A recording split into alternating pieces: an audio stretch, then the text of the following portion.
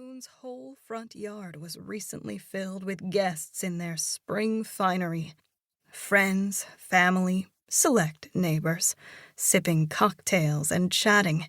Nature had obliged, providing cherry blossoms in peak bloom as a backdrop to the party. Now the evening breeze sends the little petals fluttering onto the grass like freshly fallen snow, and the guests have been joined by dour-faced, uniformed officers and several plain-clothes detectives, the white bunting swapped for yellow caution tape. Renee hugs her little dog to her chest. From the way she keeps glancing at her house across the street, it's obvious that she wishes she were back home and not in the middle of a crime scene. She already told the police what happened, how she was in the powder room when she heard the loud pop, pop, how when she'd opened the bathroom door her dog had bounded away from her. She had followed, calling Mumbo's name, worried he might be headed for the kitchen to inhale more of the bacon-covered scallops. But no, he was heading deeper into the house. She had followed and caught a glimpse of her Mumbo tugging at a blue and white checked tablecloth from the party that lay crumpled on the floor. Only when she got closer, Renee told the police, she saw it wasn't a tablecloth at all. It was a blue and white gingham dress, with a pair of legs sticking out akimbo, drenched in blood.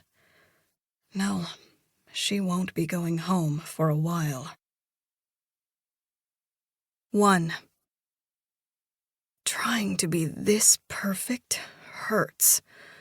The silk dress compresses Danit's ribs, the 3-inch espadrilles squeeze her toes, and the incessant smiling for the photographer makes her face sore. But pain is a small price to pay to belong. To finally be, at 26 years old, part of a family. And not just any family, the Calhouns.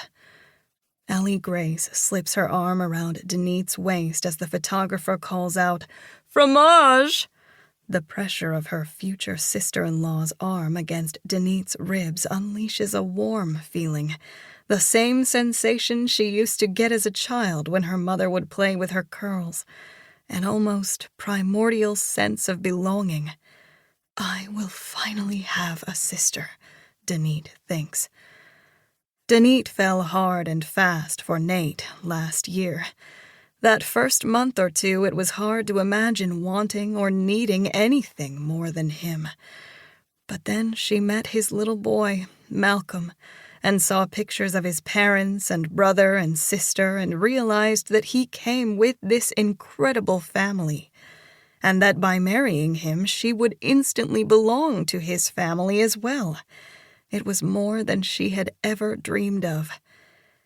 Although this morning did get off to a rocky start with Ellie Grace, Danit attributes that to the stress of organizing the annual Calhoun Cherry Blossom Party. When she and Nate and Malcolm arrived late last night to Nate's childhood home, Ginny and Tom were already in bed. So her first introduction to the Calhoun family was this morning, when she came down for breakfast and found Ellie Grace fuming about missing flowers. When she turned on Danit, she was abrupt, bordering on rude. "You're not wearing blue and white gingham." It wasn't a question, but a statement. Ellie Grace was wearing a sleeveless shirt dress in the checkered pattern.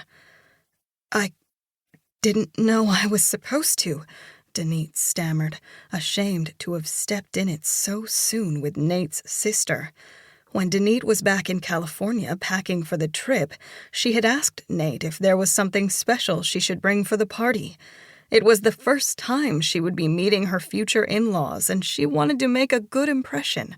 She knew they were wealthy, and she was nervous that what she had would not be good enough. But Nate had said nothing about blue and white gingham. Thank goodness Ellie Grace had shown up with a collection of shirts, dresses, skirts, and wraps, all in gingham.